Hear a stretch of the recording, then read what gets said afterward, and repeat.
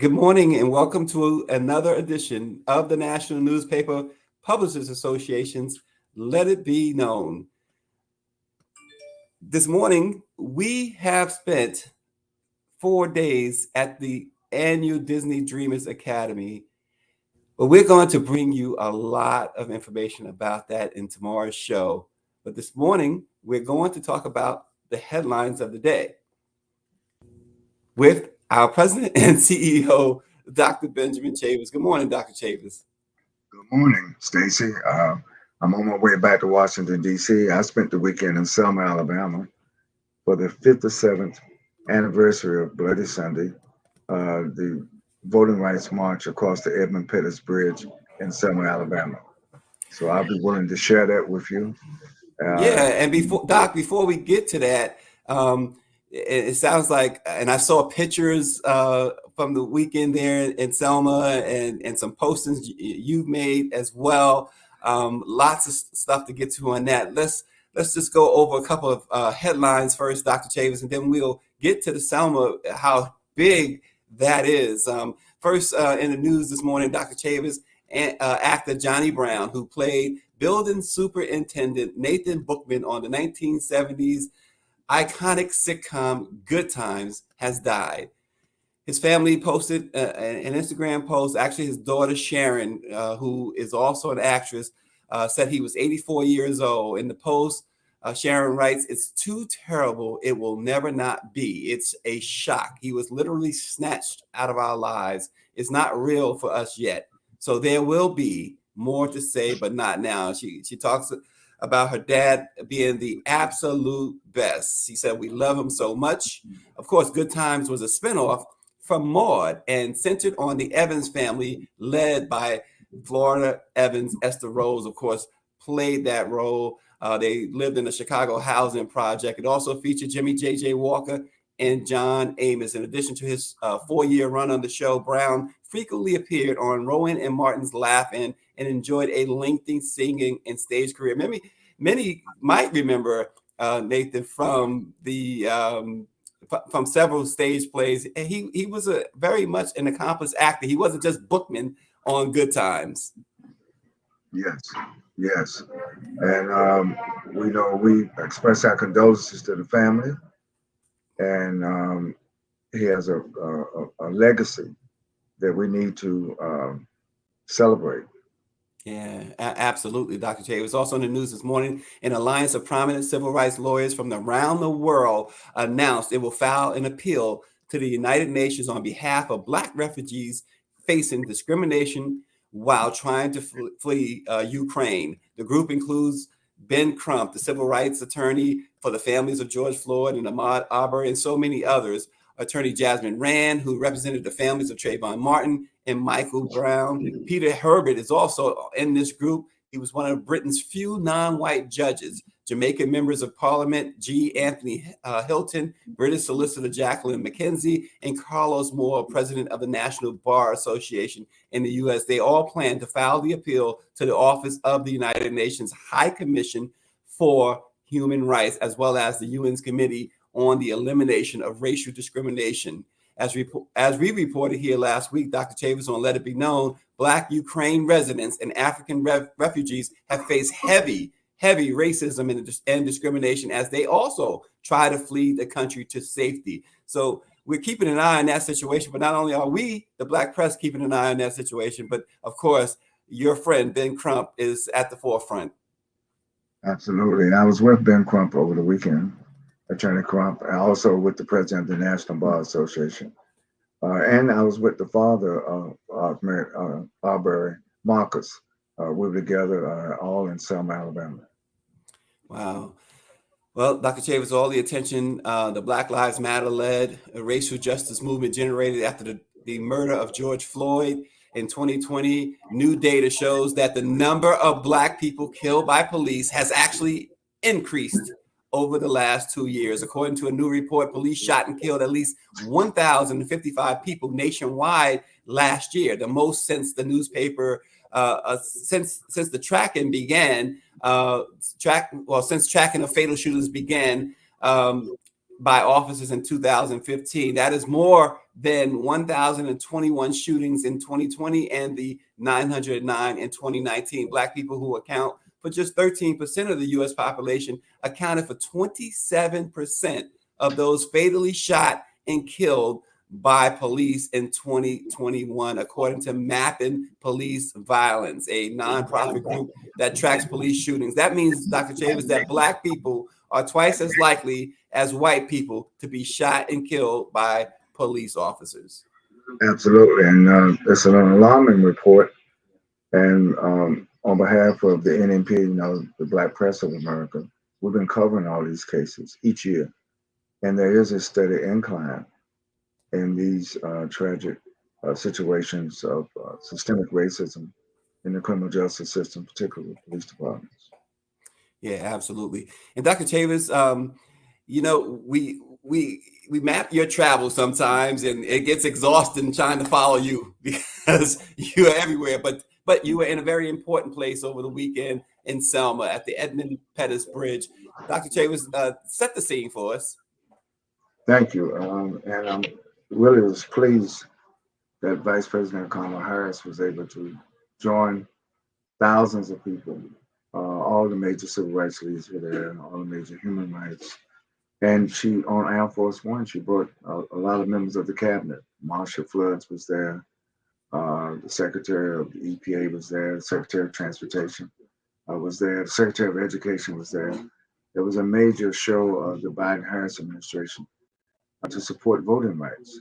Here we are, 57 years later, Stacy, since 1965, and we're still struggling for voting rights in America.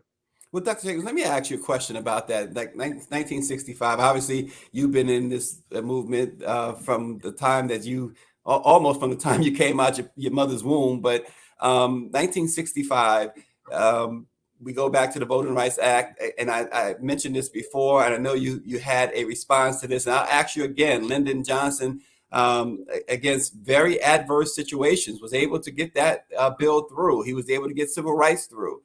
We're in 2022, and we can't get either legislation through, the one that deals with what you're talking about with voting rights, and of course, the George Floyd Justice and Policing Act, which is another version of civil rights. Exactly. Well, both bills have passed the House of Representatives, but the problem is the Senate. The problem is the filibuster. The problem is systemic racism in the Senate of the United States. And of course, there are two Democratic senators, Manchin and Sinema, who are also on the wrong side of history.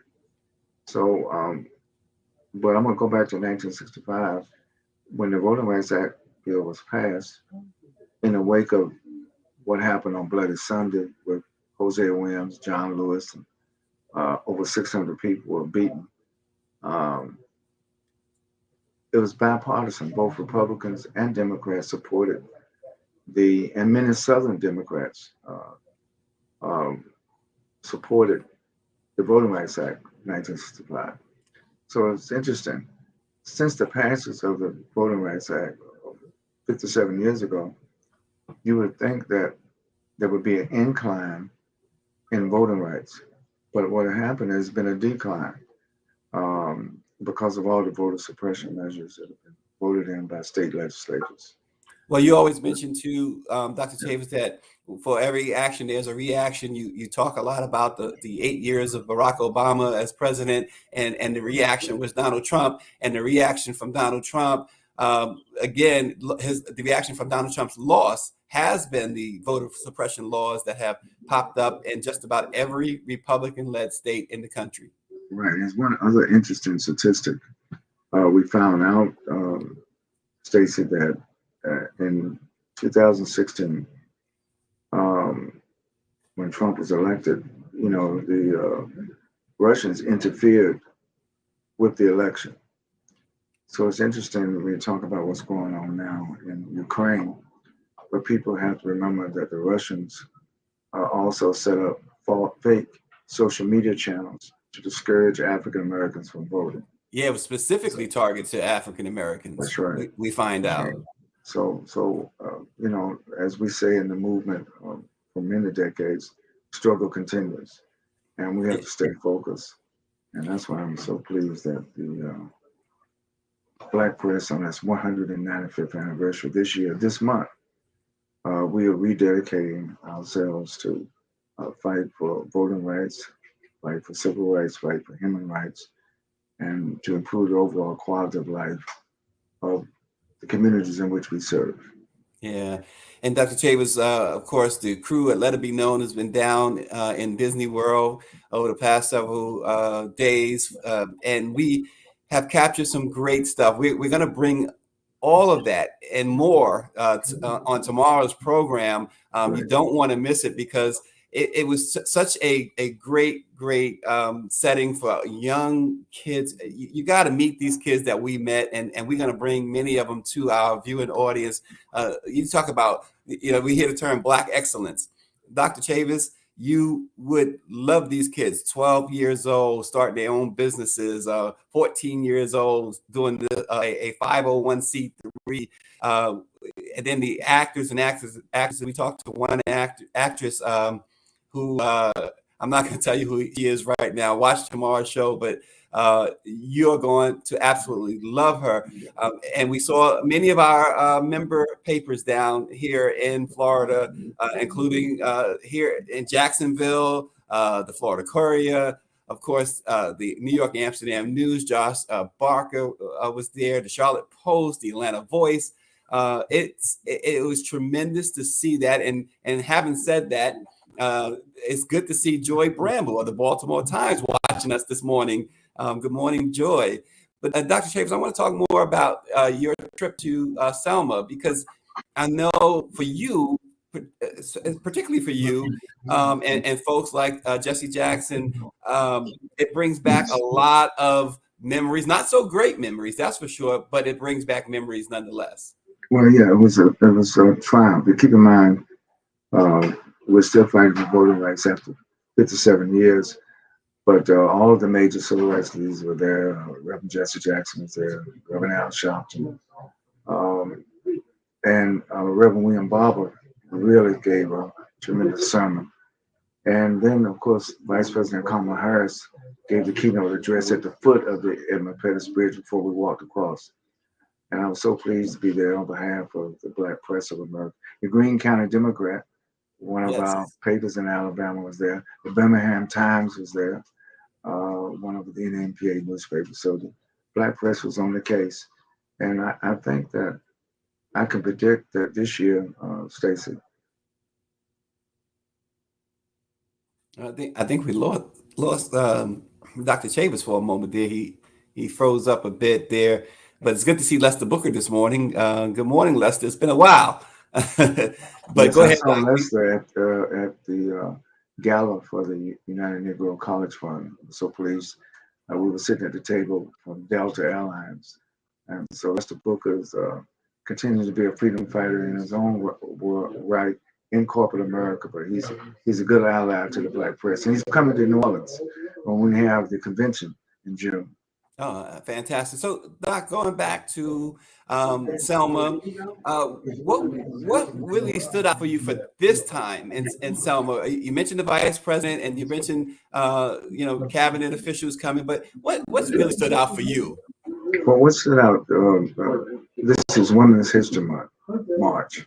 What stood out for me was so many Black women. Latasha Brown was there. Rose Sanders was there. I mentioned Secretary Marshall Fudge, and of course the Vice President herself, Kamala Harris. So if you looked at the thousands of people there were a lot of sisters, and I'm so proud of Black women. And of course, in the NMPA, I'm so proud that all of my executive committee are African American women publishers, African American publishers of the Black Press. And so the role, and I know Joy from the Baltimore Times is on. I think that we have to salute our sisters, our sister leaders. The chair's on. The chair's watching right now. Karen Carter Richards, our distinguished chair, is on. And I'm just so proud of the Black Press. I'm proud of Black women doing African American History Month last month, but also Women's History Month this month. And of course, for the Black Press, every month is a celebration of our striving for excellence. And the thing you mentioned earlier, Stacey, about what you witnessed at Disney was these young brothers and sisters striving for excellence. See, that's where the black press comes in. You will not find that story in the mainstream press. And that's why it's important for us to keep our newspapers printing, keep our digital um, uh, businesses distributing content, our social media channels. You know, we are a multimedia trade association. We embrace print 100%, but we also embrace digital 100% Yeah. and social media channels. And let it be known. Well, I'm so proud that over the last year, Stacey, thousands of people now get not only the headlines, but get an in-depth discussion on Let It Be Known. So we're going to keep up the good work, and we're looking forward for that major show for tomorrow. Yeah, absolutely. And also this week, Dr. Chavis, it's the Players Championship, the PGA Tour's Players Championship. But here's where we come in. Dr. Chavis, this week we're going to be present as Tiger Woods gets inducted into the Golf Hall of Fame.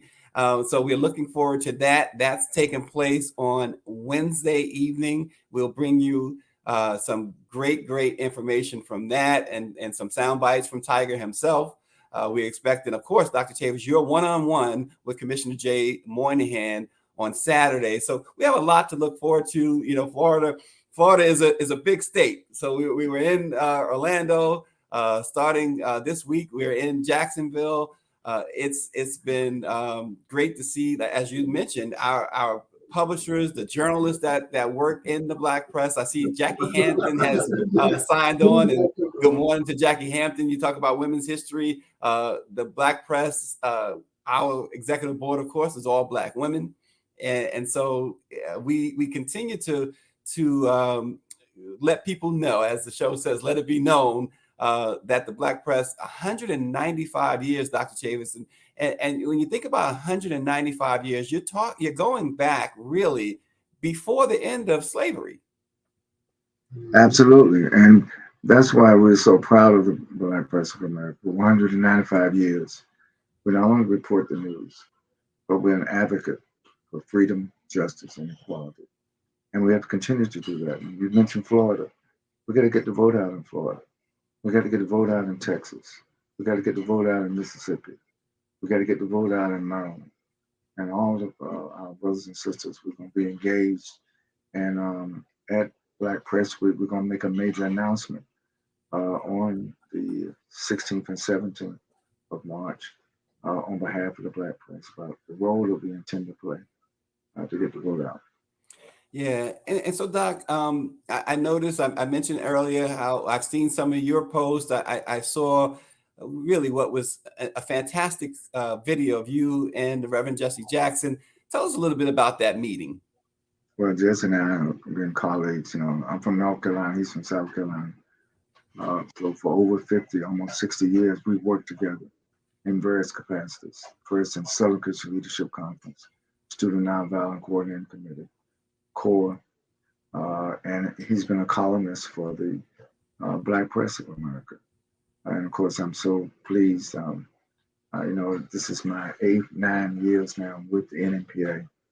And as I approach my first decade with the NNPA, I'm so proud that, you know, Jesse Jackson has some health issues that he's struggling with, but his mind is sharp.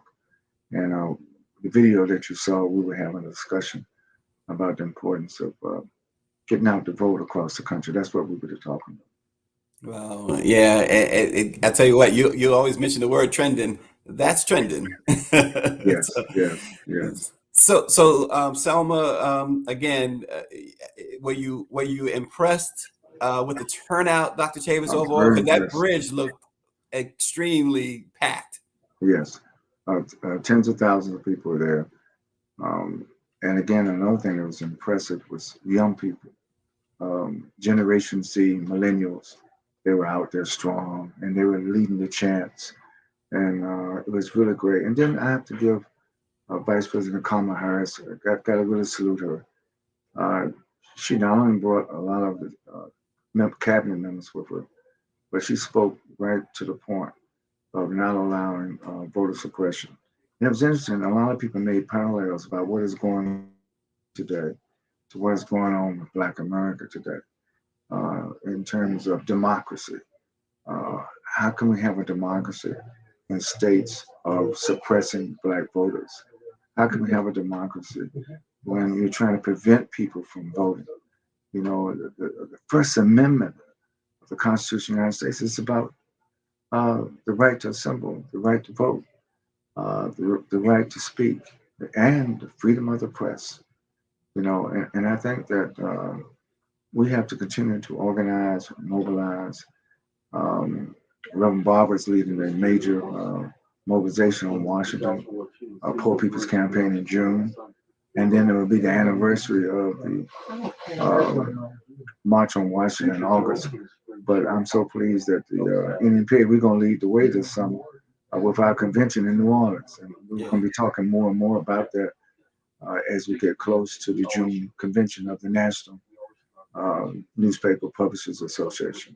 Yeah, and mentioning the convention in June, I was speaking with Annette Gibbs from the Disney Resorts, the public relations guru there, and she said she's looking forward to that as well. The NNPA Summer Convention in New Orleans in June. So you know there are people outside of NNPA, Dr. Chavis, that are looking forward to our conference in June.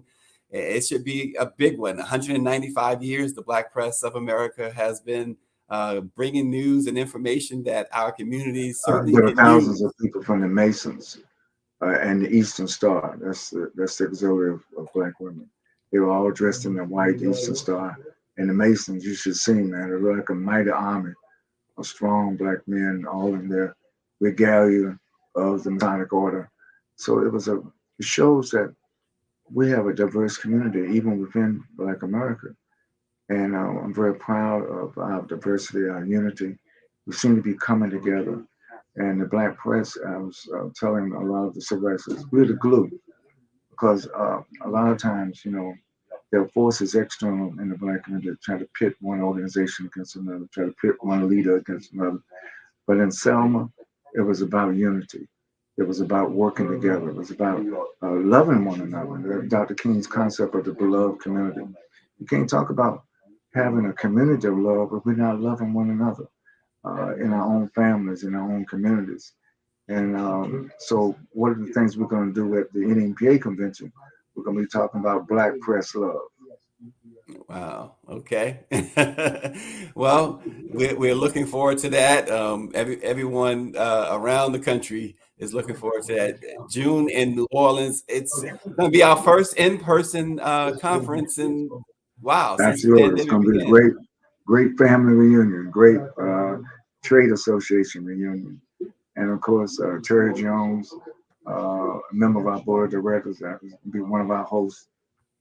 Publishers in New Orleans, along with others across the state of Louisiana. Everybody's very excited in preparation for it.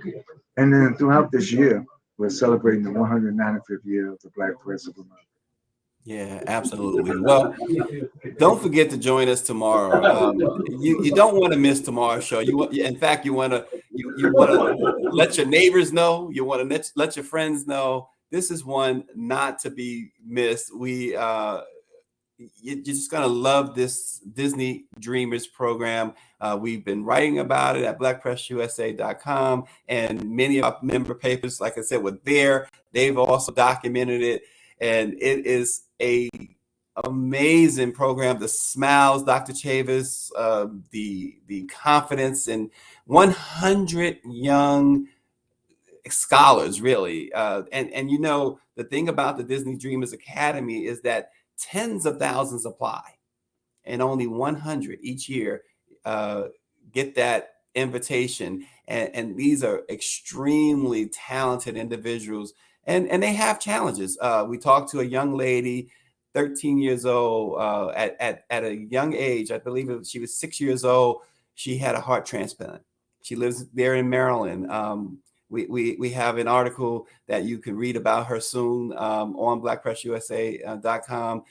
There's the young man out of Atlanta, Darius Brown, his name. In fact, he said, "No, my name is Sir Darius Brown." This is a 14-year-old kid, Dr. Chavis, who started a business in New Orleans rescuing dogs during weather disasters and getting bow ties. He said dogs. He says dogs should look good too. He puts bow ties on dogs. This kid is amazing.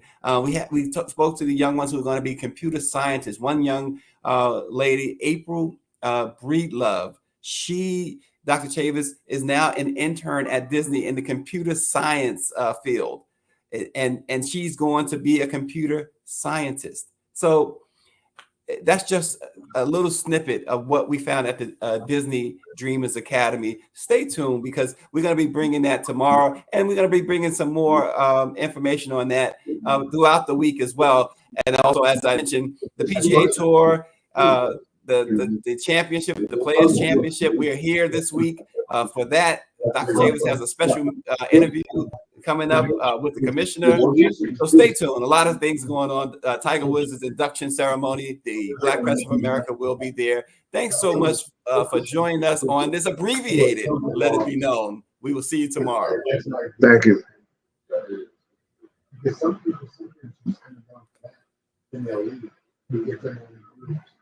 So, yeah, this is what we're doing.